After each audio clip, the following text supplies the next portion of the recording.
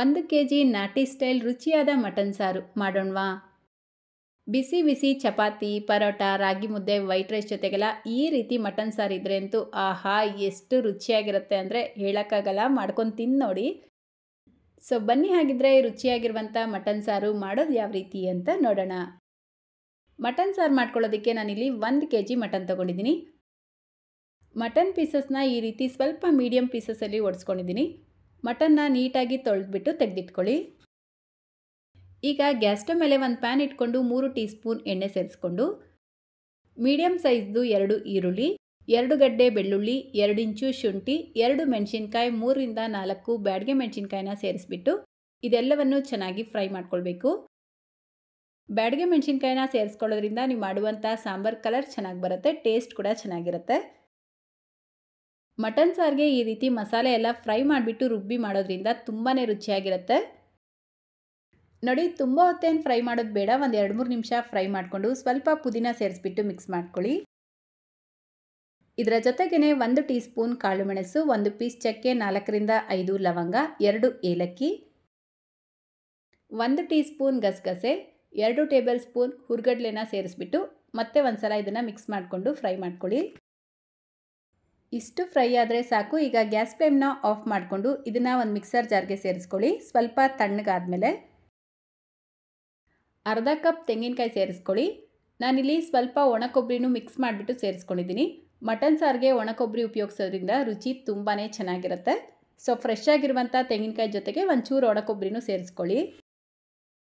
ಈಗ 1 ಹಿಡಿ ಕೊತ್ತಂಬರಿ ಸೊಪ್ಪು, 1.5 ಟೇಬಲ್ ಸ್ಪೂನ್ ಧನಿಯಾ ಪುಡಿ, ಮೀಡಿಯಮ್ ಸೈಜ್ದು 2 ಟೊಮೆಟೊ, ಸ್ವಲ್ಪ ನೀರು ಸೇರಿಸ್ಕೊಂಡು ಈ ಮಸಾಲೆನ ನುಣ್ಣಗೆ ರುಬ್ಕೊಳ್ಬೇಕು. ನೋಡಿ, ಈ ರೀತಿ ಮಸಾಲೆ ರೆಡಿ ಮಾಡಿಕೊಂಡು ತೆಗೆದಿಟ್ಕೊಳ್ಳಿ. ನೆಕ್ಸ್ಟ್ ಈಗ ಗ್ಯಾಸ್ ಸ್ಟವ್ ಮೇಲೆ ಒಂದು ಪ್ರೆಷರ್ ಕುಕ್ಕರ್ ಇಟ್ಕೊಂಡು 3 ಟೇಬಲ್ ಸ್ಪೂನ್ ಎಣ್ಣೆ ಸೇರಿಸ್ಕೊಳ್ಳಿ.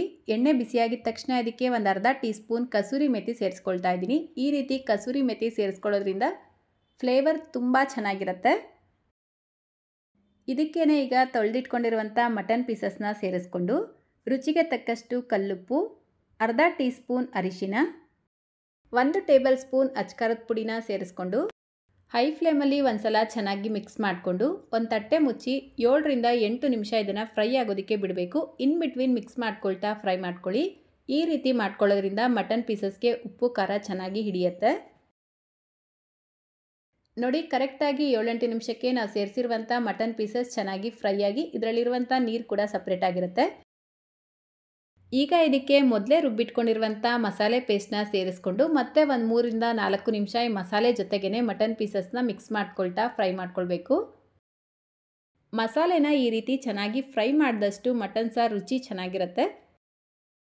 ಸೊ ನೋಡಿ, ಮಸಾಲೆ ಈ ರೀತಿ ಚೆನ್ನಾಗಿ ಫ್ರೈ ಮಾಡಿಕೊಂಡು ಈಗ ಇದಕ್ಕೆ ನೀರು ಸೇರಿಸ್ಕೊಳ್ತಾ ಇದ್ದೀನಿ. ನಾನಿಲ್ಲಿ 2 ಕಪ್ ನೀರು ಸೇರಿಸ್ಕೊಂಡಿದ್ದೀನಿ. ಸಾರು ಕನ್ಸಿಸ್ಟೆನ್ಸಿ ನೋಡಿಕೊಂಡು ನೀರು ಜಾಸ್ತಿ ಅಥವಾ ಕಡಿಮೆ ಸೇರಿಸ್ಕೊಳ್ಬೋದು. ಲಾಸ್ಟಲ್ಲಿ ಇದಕ್ಕೆ ಅರ್ಧ ಟೇಬಲ್ ಸ್ಪೂನ್ ಮಟನ್ ಮಸಾಲ ಪುಡಿನ ಸೇರಿಸ್ಕೊಳ್ತಾ ಇದ್ದೀನಿ. ನಾನಿಲ್ಲಿ ಮನೆಯಲ್ಲೇ ಮಾಡಿರುವಂಥ ಮಟನ್ ಪುಡಿನ ಉಪಯೋಗಿಸಿದ್ದೀನಿ. ನೀವು ಬೇಕಿದ್ರೆ ಅಂಗಡಿಯಲ್ಲಿ ಸಿಗುವಂಥ ಮಟನ್ ಪೌಡರ್ ಕೂಡ ಉಪಯೋಗಿಸ್ಕೊಳ್ಬೋದು. ಸ್ವಲ್ಪ ಕೊತ್ತಂಬರಿ ಸೊಪ್ಪನ್ನ ಸೇರಿಸ್ಬಿಟ್ಟು ಲಿಡ್ನ ಕ್ಲೋಸ್ ಮಾಡಿ 7ರಿಂದ 8 ವಿಷಲ್ ಕೂಗಿಸ್ಕೊಳ್ಬೇಕು.